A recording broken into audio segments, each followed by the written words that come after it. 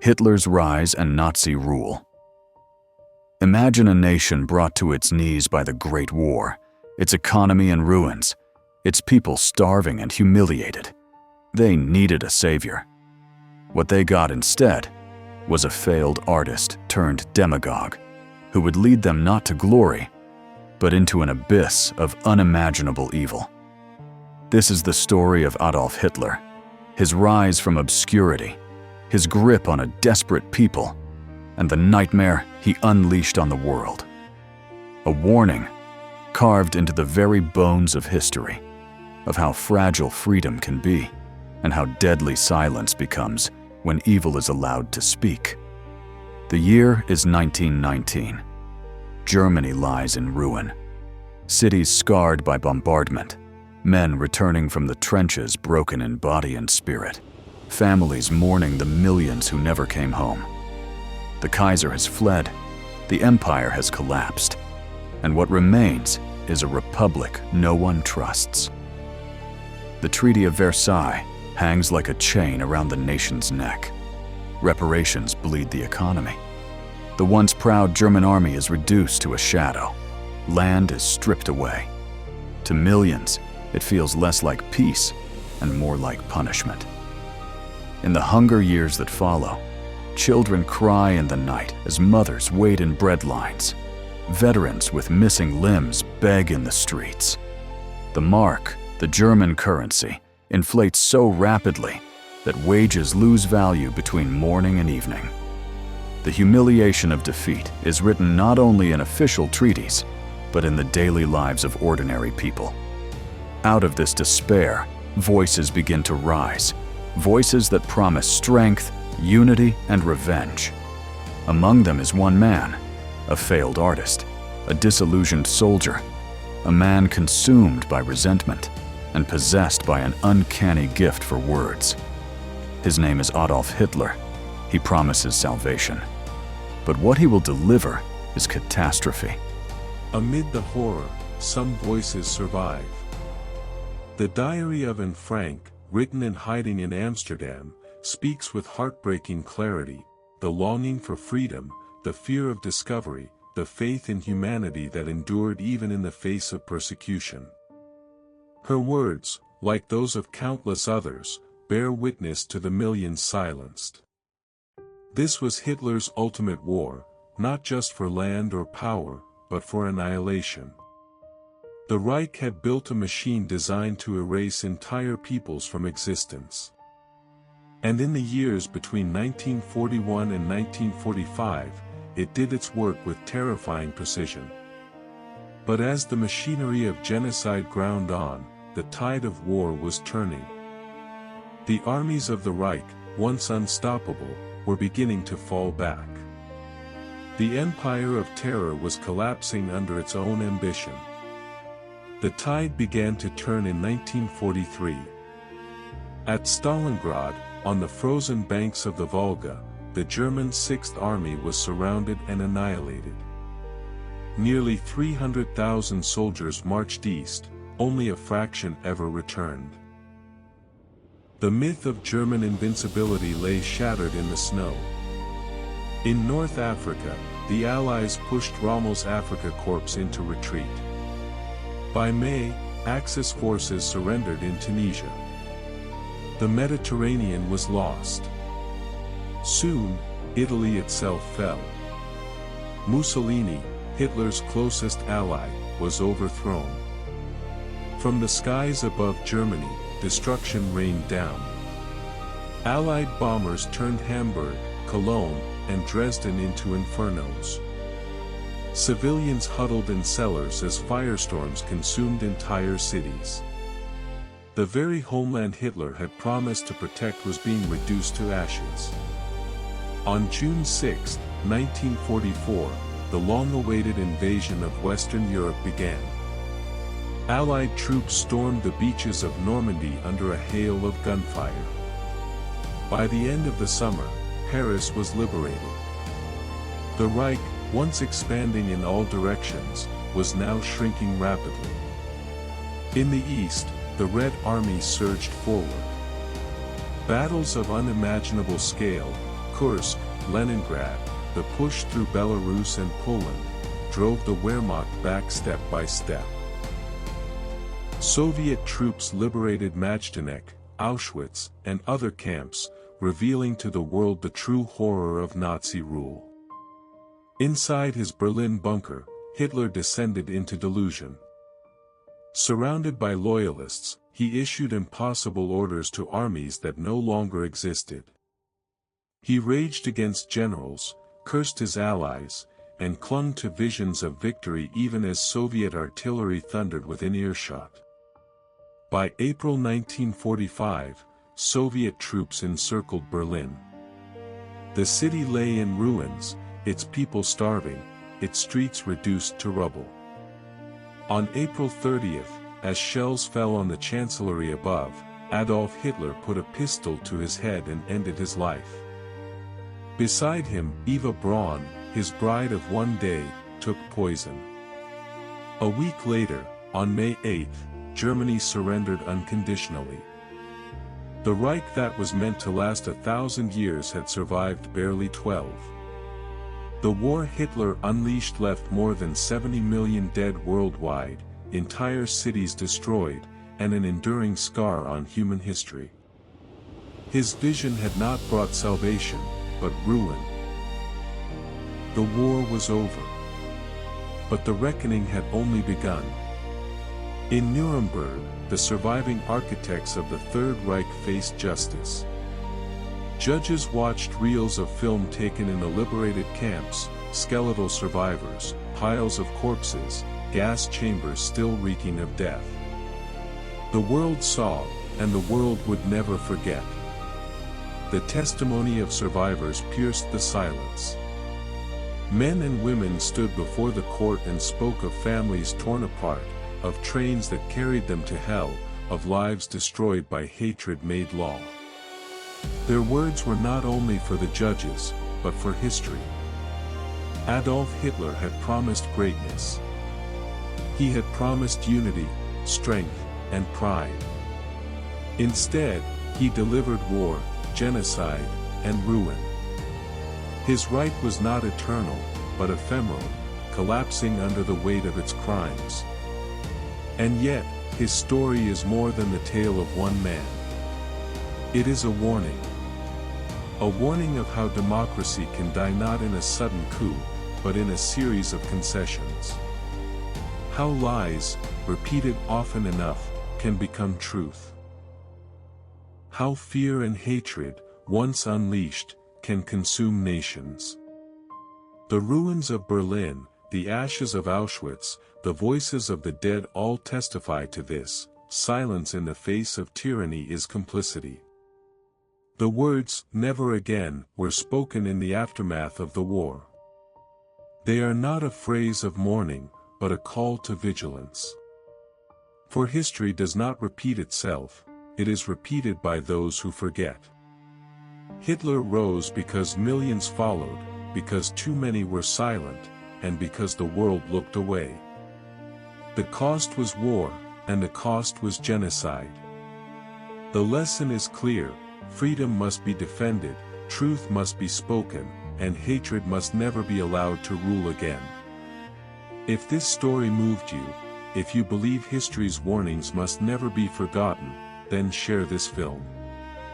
Subscribe for more documentaries that confront the truths others would rather hide. And tell us in the comments, where are you watching from, and how do you keep history alive in your world? Together, by remembering, we honor the past, and protect the future. Adolf Hitler was born on April 20, 1889, in Braunau am Inn, a small Austrian border town. The house was ordinary, the child unremarkable, yet history would remember his name above all others. His father, Alois, was a strict customs officer, quick to discipline, demanding obedience. His mother, Clara, was gentle, devout, and deeply protective of her son. Between these two forces, harsh authority and fragile tenderness, the boy grew restless, willful, and resentful of the world around him. As a student, Hitler was unexceptional. He dreamed not of politics, but of art. He saw himself as a painter, a creator of beauty. Twice he applied to the Academy of Fine Arts in Vienna. Twice he was rejected. Those rejections cut deep, leaving scars of humiliation. His world narrowed. Instead of paintbrushes, he picked up pamphlets, nationalist, anti-Semitic, and racist tracts that poured venom into the mind of a young man searching for meaning. On the streets of Vienna, he encountered poverty, decay, and social upheaval. In the workers' quarters and men's hostels, he saw the clash of cultures, languages, and faiths. He listened to firebrand speakers rail against Jews, Marxists, and foreigners, and slowly their hatreds became his. But it was war that gave his life direction. In 1914, as Europe erupted in flames, Hitler volunteered for the Bavarian army. At last, he found a purpose, belonging to something larger than himself. He served as a dispatch runner, carrying messages across battlefields thick with smoke, mud, and death. The war transformed him. In the trenches of the Western Front, he was hardened by artillery bombardments, gas attacks, and ceaseless carnage. Twice he was wounded, twice he was decorated for bravery. For him, the war was not meaningless slaughter but a crucible of struggle, proving his worth at last. Then came November 1918.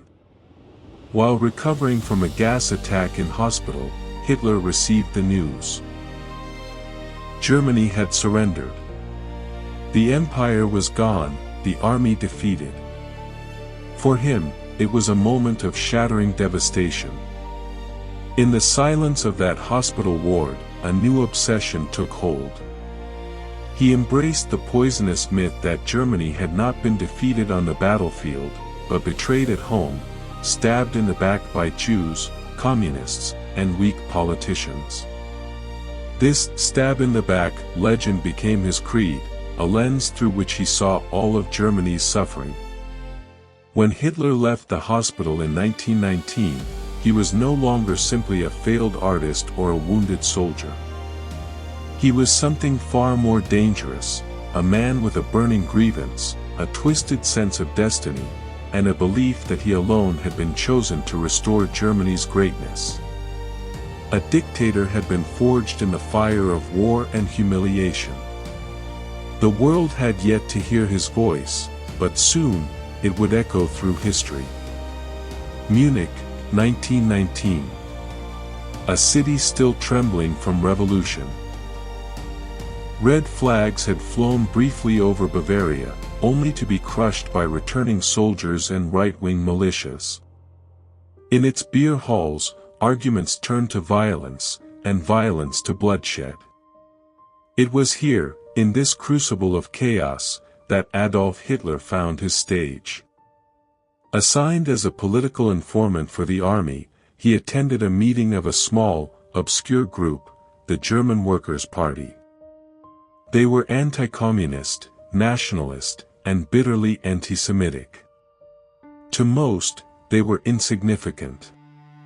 To Hitler, they were an opportunity. When he rose to speak for the first time, something remarkable happened. His voice, sharp, furious, hypnotic, transfixed the room. He spoke of betrayal, humiliation, and destiny. He turned despair into rage, rage into hope. Within months, Hitler was no longer just a member of the party. He was its beating heart. The group soon renamed itself the National Socialist German Workers' Party, the Nazis. Under Hitler's leadership, it developed symbols and rituals. The swastika banner, the straight-armed salute, the stormtroopers in brown shirts. These were not mere decorations. They were weapons of identity, forging unity and fear in equal measure. By 1923, Hitler was convinced that his moment had come. Inspired by Mussolini's March on Rome, he launched his own coup attempt, the Beer Hall Putsch. Armed stormtroopers marched through the streets of Munich, believing they could seize power in a single bold stroke. But the uprising collapsed in chaos. Shots rang out. 16 Nazis lay dead. Hitler was arrested and charged with treason. For most men, it would have been the end. For Hitler, it was a beginning. His trial became a stage. Before packed courtrooms, he delivered speeches not of defense but of defiance. Judges and reporters listened as he portrayed himself not as a criminal, but as a patriot. Convicted, he was sent to prison. Yet here, in his cell at Landsberg, he found time to write. Page by page, he poured his hatred and his vision into a book, Mein Kampf. In it, he blamed Jews for Germany's decline, called for conquest of living space in the East, and demanded the destruction of democracy itself. He imagined a Germany reborn through dictatorship, purity, and endless struggle. Released after only 9 months, Hitler returned to a changed nation. The economy had stabilized, the Weimar Republic appeared steady, and the Nazis were little more than a fringe. For the rest of the 1920s, they languished, drawing meager votes and failing to capture the mainstream. But Hitler was patient. He reorganized the party, built its propaganda machine, and prepared for the next crisis.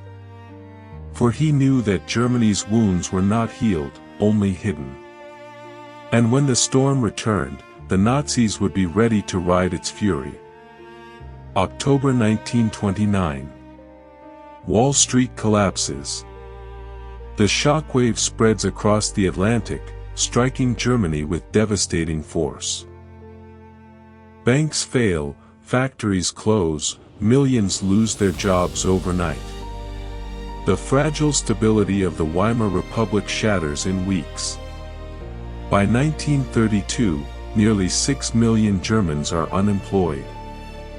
Families sell their furniture to buy bread. Men wander the streets with placards hanging from their necks, "Will work for food." Mothers skip meals so their children can eat. The despair is palpable, and despair demands answers. Into this void, the Nazis pour their message. Posters promise jobs, stability, and pride. Joseph Goebbels, master of propaganda, saturates the streets with slogans and symbols. Hitler appears everywhere, his face on banners, his voice on radios, his presence electrifying mass rallies. To the broken and humiliated, he is presented not as a politician, but as a savior. The Nazis master the art of scapegoating. Every hardship is blamed on Jews, communists, and so-called November criminals. Their enemies are painted as parasites feeding on the nation's body. Their rallies are choreographed spectacles, transforming politics into theater, despair into belonging. In elections, the Nazi vote soars. From the fringe, they become a movement impossible to ignore. By July 1932, they are the largest party in the Reichstag. Hitler's charisma and ruthless discipline have transformed the Nazis into the face of German nationalism. But power remains elusive. Twice Hitler is offered a role in government, and twice he refuses, demanding nothing less than the chancellorship. He waits, knowing that the Republic is crumbling from within. In January 1933, the conservatives surrounding President Hindenburg make a fateful miscalculation. Believing they can control Hitler, they invite him into government. On January 30, 1933, Adolf Hitler is appointed Chancellor of Germany. As torchlight parades fill the streets of Berlin, cheering crowds salute the new leader. Few understand what has just occurred. The Republic has signed its own death warrant. Democracy has ended, not with a revolution, but with a handshake and a deal. The man once dismissed as a fanatic from the beer halls now holds the reins of power.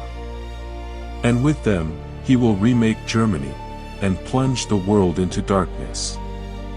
The night of January 30th, 1933, was filled with torchlight. Tens of thousands marched through Berlin, saluting their new chancellor. To many, it was spectacle. To others, it was menace. Within weeks, the true nature of Hitler's rule began to unfold.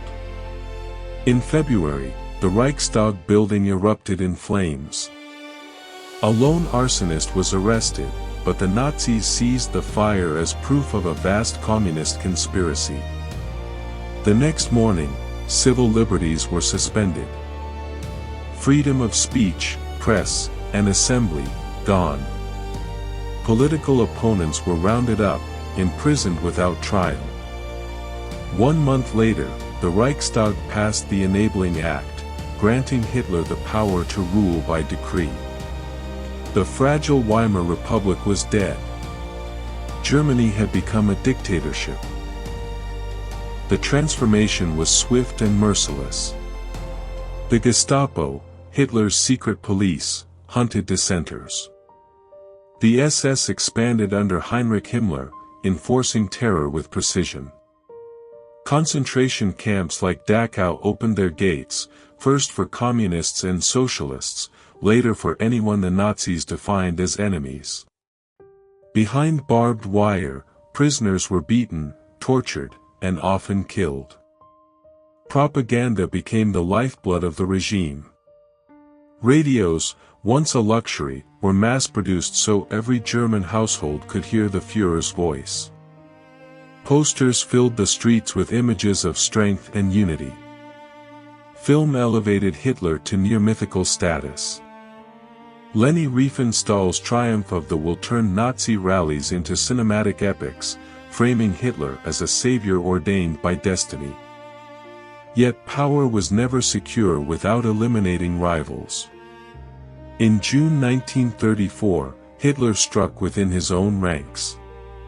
During the Night of the Long Knives, leaders of the SA, the Nazi paramilitary who had once helped him rise, were executed.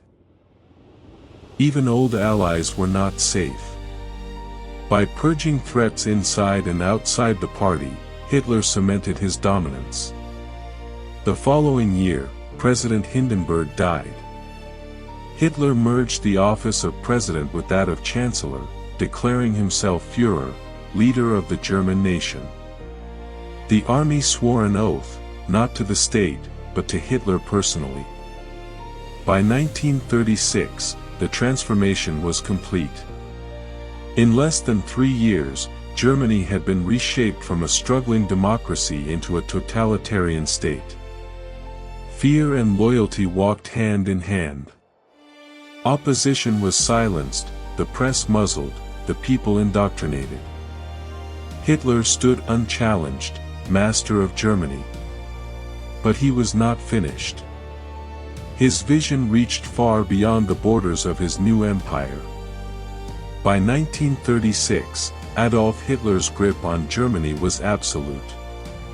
But dictatorship was not his end goal, it was the foundation. What he envisioned was a racially pure empire, expanding beyond Germany's borders, guided by ideology and enforced by terror. At home, the Nazi state reshaped every aspect of life. The Nuremberg laws, passed in 1935, stripped Jews of citizenship. They could no longer marry Germans, hold public office, or even attend many schools. They were marked as outsiders in their own land. Propaganda painted them as subhuman, the eternal enemy. Step by step, their exclusion was written into law. The youth were the next target. Boys were molded in the Hitler Youth, drilled in discipline and blind obedience. Girls were trained for motherhood, their purpose to bear children for the Reich. Schools no longer taught ideas, they indoctrinated. History was rewritten, science twisted to serve race theory, biology reduced to propaganda. A generation was being prepared, not for freedom, but for conquest. Militarization returned in full force. In defiance of the Versailles Treaty, Germany rearmed at lightning speed. Factories that once produced goods for daily life now produced tanks, aircraft, and weapons. The economy revived, but it was an economy built for war. In 1936, German troops marched into the demilitarized Rhineland, a bold gamble that violated Versailles. France and Britain, unwilling to confront Hitler, did nothing. Each silence emboldened him further. 2 years later came the Anschluss, the annexation of Austria. Cheering crowds greeted German troops in Vienna. For Hitler, who had been born an Austrian, it was both personal triumph and proof that his vision of a greater German Reich was becoming reality. Later that year, he turned to Czechoslovakia. The Sudetenland, with its ethnic German population, became his demand. In 1938, at the Munich Conference, Britain and France chose appeasement. They handed Hitler the territory in the hope of preserving peace. Chamberlain returned home proclaiming, "Peace in our time." But peace was already dead. The illusion shattered on the night of November 9, 1938. Across Germany, Jewish homes, shops, and synagogues were smashed, burned, and looted in a wave of state-sanctioned terror. Kristallnacht, the night of broken glass. More than 30,000 Jews were arrested, their lives destroyed overnight. The world condemned the violence, but again, little was done. For Hitler, it was confirmation, the world would not stop him. His vision of conquest and racial war was ready to unfold. By 1939, the stage was set. Germany was armed, the people indoctrinated, and Europe paralyzed by fear. The Reich, once a dream in Mein Kampf, had become a terrifying reality. And soon, the world would feel its wrath. September 1, 1939. At dawn, German troops storm across the Polish border. Dive bombers scream overhead. Tanks roll through villages, crushing resistance beneath iron treads. Within days, Warsaw is under siege. Europe is at war once more. 2 days later, Britain and France declare war on Germany. The Second World War has begun. What followed was a new kind of warfare. Blitzkrieg, lightning war. Coordinated assaults of tanks, infantry, and aircraft move with terrifying speed. In weeks, Poland collapses, its armies destroyed, its cities divided between Hitler's Germany and Stalin's Soviet Union. In the spring of 1940, the storm strikes again. Denmark falls in a single day. Norway soon follows. Then, the unthinkable, France, whose army was considered the strongest in Europe, is overrun in just 6 weeks. German troops march through the Arc de Triomphe. Paris, the heart of Europe, is under Nazi rule. The world stares in disbelief. How had a nation defeated in 1918 risen so quickly, so brutally? For Hitler, it is vindication, proof of his destiny. Yet not all will bow. Across the Channel, Britain stands defiant. In the summer of 1940, Hitler launches the Battle of Britain. The Luftwaffe rains bombs on London, Coventry, and countless other cities. But in the skies, the Royal Air Force holds firm. For the first time, Hitler is stopped. His plans to invade Britain are abandoned.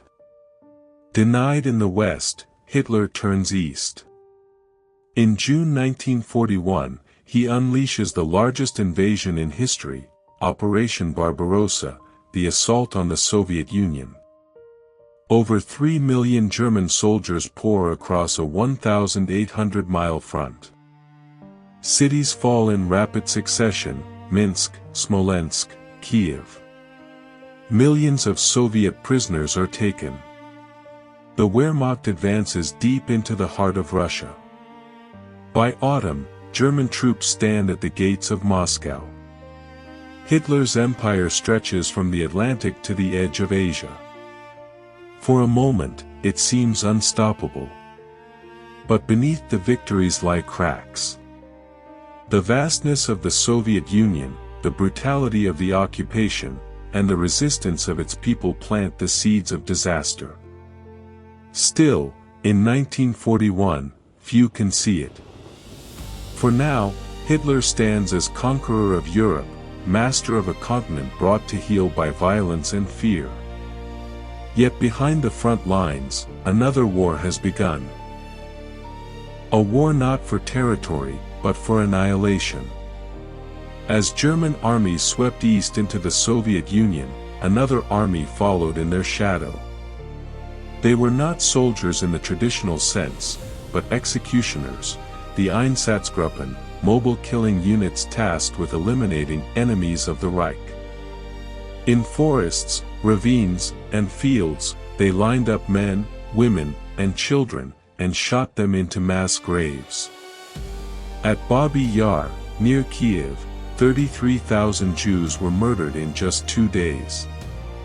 Entire communities, centuries old, vanished in the thunder of gunfire and the silence that followed. But even mass shootings were not enough. The killings were too slow, too public, too burdensome. The Nazis sought something more efficient, a system not of sporadic massacres, but of industrialized extermination. In January 1942, senior Nazi officials gathered in a villa at Wannsee, just outside Berlin. Over coffee and cognac, they discussed logistics, trains, deportations, quotas. Their purpose was chillingly bureaucratic: to coordinate the final solution to the Jewish question. In that moment, genocide was transformed into policy. Camps already existed: Dachau, Buchenwald, Sachsenhausen, but they had been built for political prisoners. Now, new camps were constructed for one purpose only: death. Auschwitz-Birkenau, Treblinka, Sobibor, Belzec. These were not prisons. They were factories of murder. Trains rumbled day and night, carrying Jews from ghettos across Europe. Families were torn from their homes, herded into cattle cars, and sent east. At the camps, guards with dogs barked orders. Luggage was piled high. Mothers clutched their children. Many believed they were being resettled. But the chimneys told another story. The gas chambers were disguised as showers. Victims were ordered inside, the doors sealed. Zyklon B pellets dropped from above.